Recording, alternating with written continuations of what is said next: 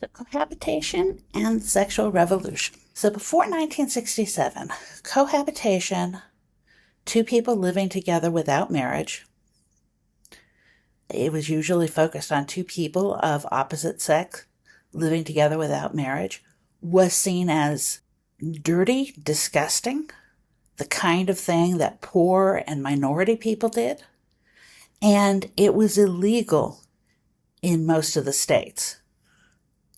So there are actual state laws making it illegal for two people to live together without marriage. And it certainly is not constitutionally protected. It's true that it's much more likely that you're going to find people who are living together without marriage in this time period in what were sometimes called by social scientists fragile families.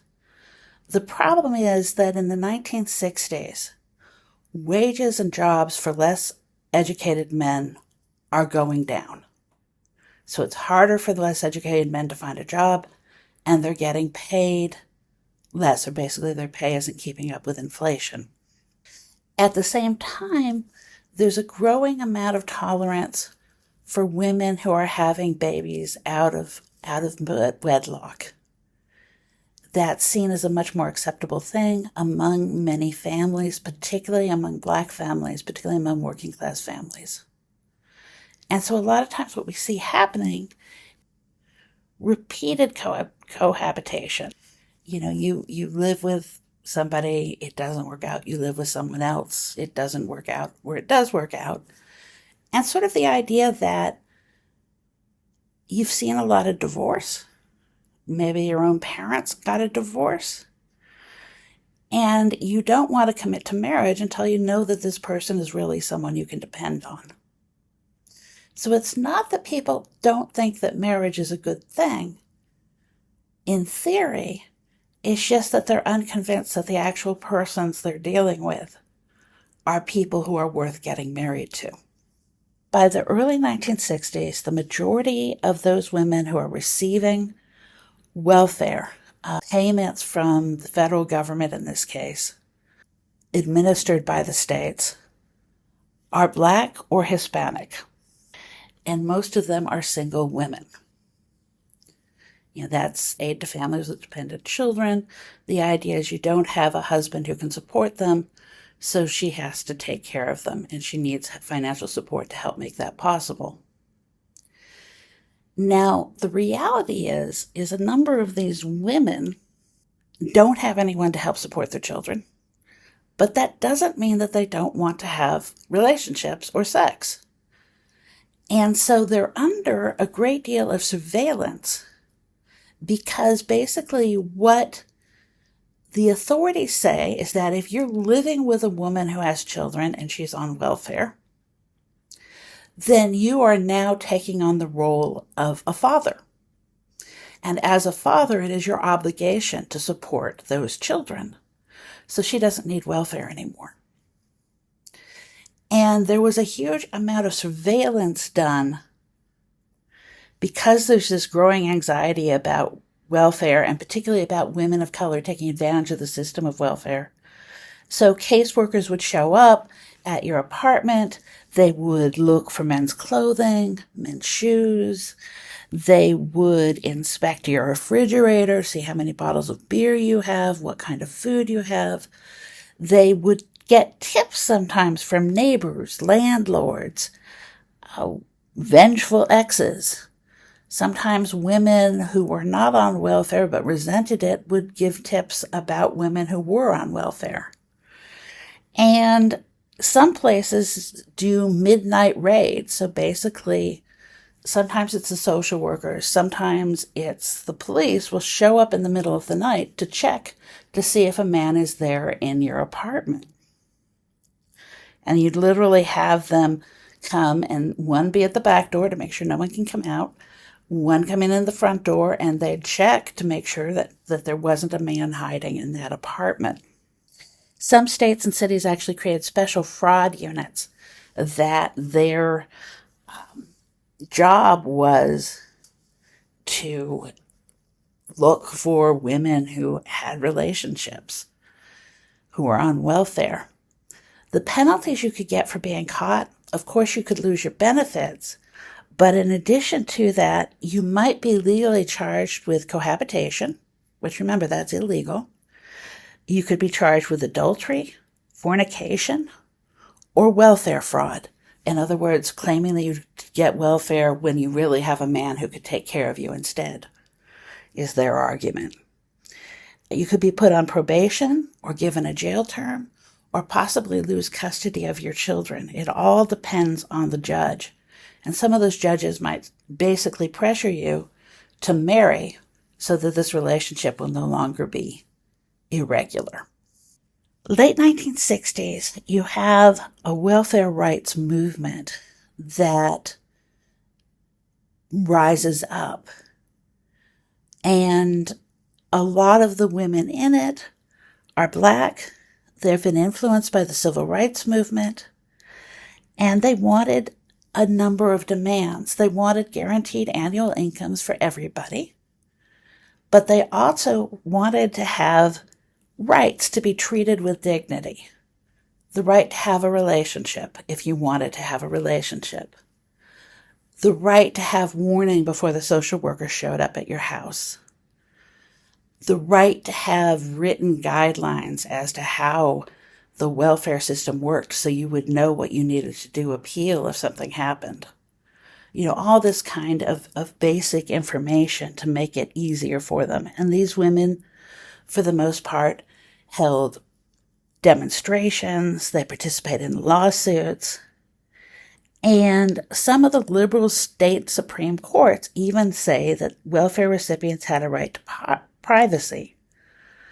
But the U.S. Supreme Court, which does say that they can't do midnight raids, at the same time they say, as long as you're getting benefits from the government, you do not have a right to privacy. So it's sort of like an equivocal decision.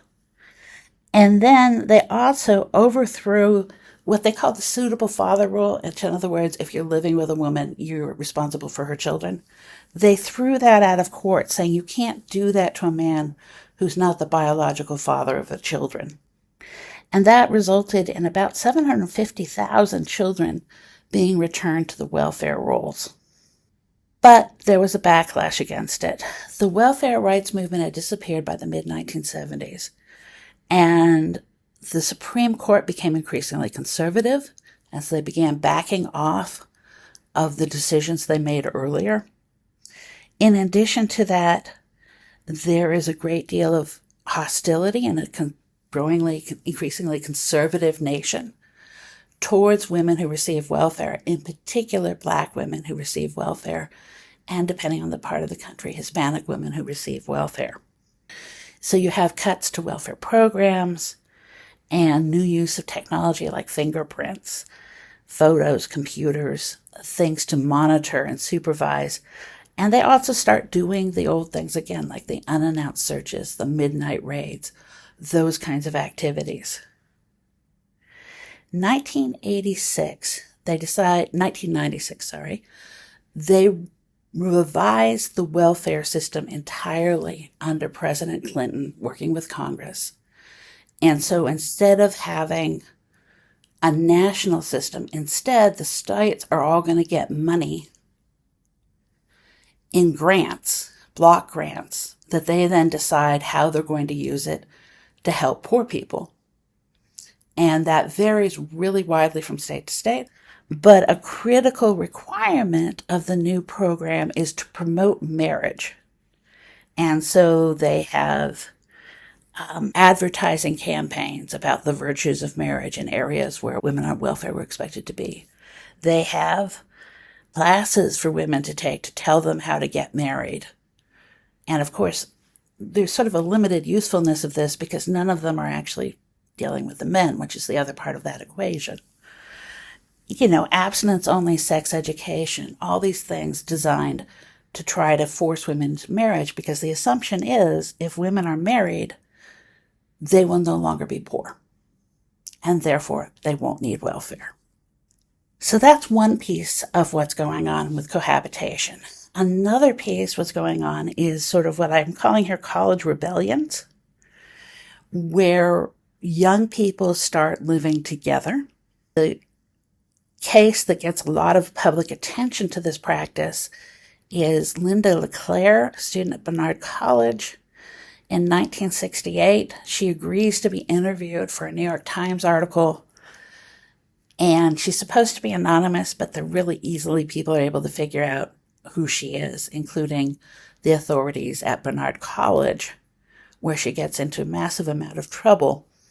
It gets a huge amount of national attention, and while she gets a lot of support from the other students at Barnard College, nationally there's all kinds of letters, writings that arrive to her, to the college, basically saying this is a tramp, she's destroying good womanhood, she's a whore, things like that. It's actually so bad that she eventually decides to change her name in following years. It's shocking because Linda is white, well off, middle class, educated, so she seems like a nice girl. So she's not the kind of girl who's supposed to live with a man before marriage. And in fact, as they sort of start shutting down the last of the college rules to govern the behavior of students, moving away from this idea that the college is in the parent's role, you do see a growing number of college students living off campus and living with people of the opposite sex, cohabitating. So we talked about poor women and men. Why is it that women and men who are in the middle and upper class would live together before marriage? One reason is ready availability of the pill and abortion, which increases your reproductive options. One thing is that women increasingly are wage earners, which means that you don't have to get married in order for someone to support you.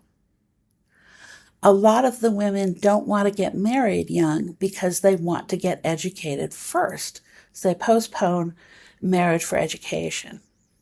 And they see a rising divorce rate, often among their parents, and a lot of them are rather nervous about getting married and are willing to put it off.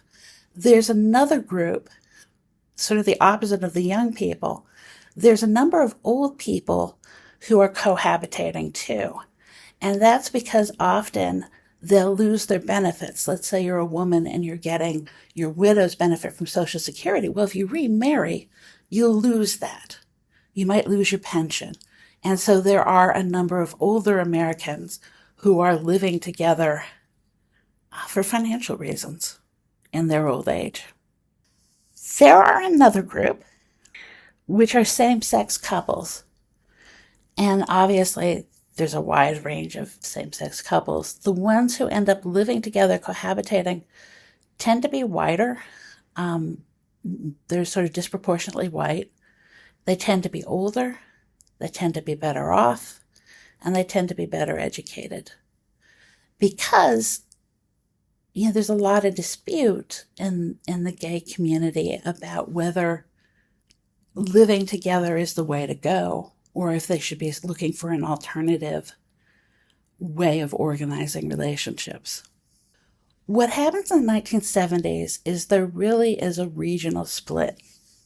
In cities, particularly on the coasts, at colleges, and in popular culture, there's a growing acceptance of men and women living together, cohabiting, before marriage. And that's just sort of seen as increasingly normal and accepted.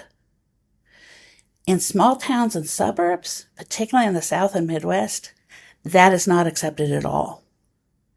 And in fact, in the 1970s, you can get badly in trouble with the local authorities if you're caught cohabitating.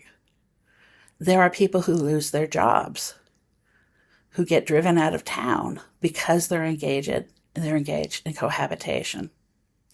Some suburbs, in addition, have zoning restrictions where if an area is zoned as being for family only, And a cohabitating couple at this point in time wouldn't be counted as a family, so they might not be able to rent or buy in that area. And it's pretty common for cohabitating couples to have to lie to get access to a rental or to buy a house.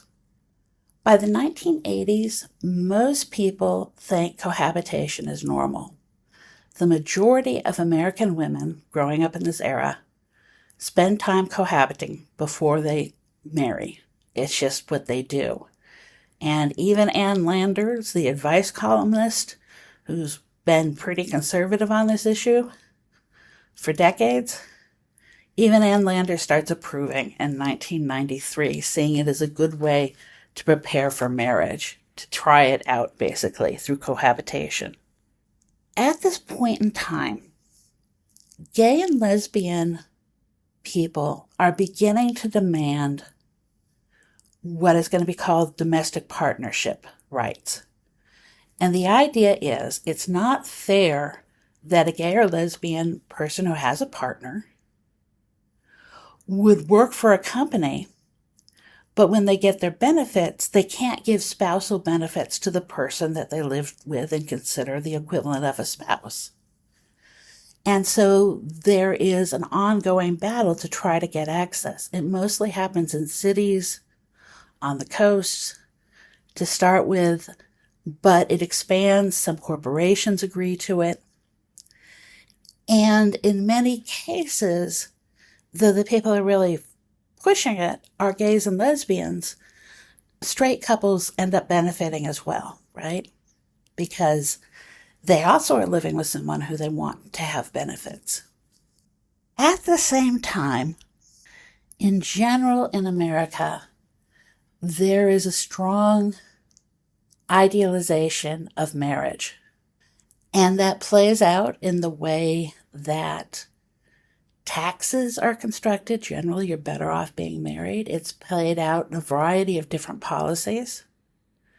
It's also played out on the ground with harassment. For example, there were police stations who would go and, basically surveil new hires to find out if they're living with someone. And in that case, if they were, they would be fired. In some areas, the cohabitation laws were kept on the books for a long time. So nobody actually enforced them, but it was useful because then you could say, well, I'm not firing you because you're living with someone. I'm firing you because you have shown disregard for the law by living with someone. If that distinction makes sense. You could have people who get thrown out of housing. A variety of levels of harassment could take place. There's the battle over same-sex marriage, which particularly for conservatives becomes a major marriage issue. And then also there's the way that the poor welfare recipients tend to be targeted with programs that are designed to try to make them get married. So, conclusions. Cohabitation basically spreads through all the different social classes. It's not linked specifically to poor people anymore. However, you do have higher rates of marriage among more upper classes and upper middle classes. There is regional resistance. So even though cohabitation is generally accepted, you're more likely to have disapproval of it in the South in certain areas, like, for example, heavily Mormon areas, heavily Roman Catholic areas. And then finally, there's this ongoing American commitment to marriage. And let's see, Beth Bailey, Remaking Sex, Frank Furstenberg, Stern and DeFonso, and some people I'm not going to try to give their names. And then finally, I found Elizabeth Peck, Not Just Roommates, Cohabitation After the Sexual Revolution, which I have to admit is where a lot of this lecture came from.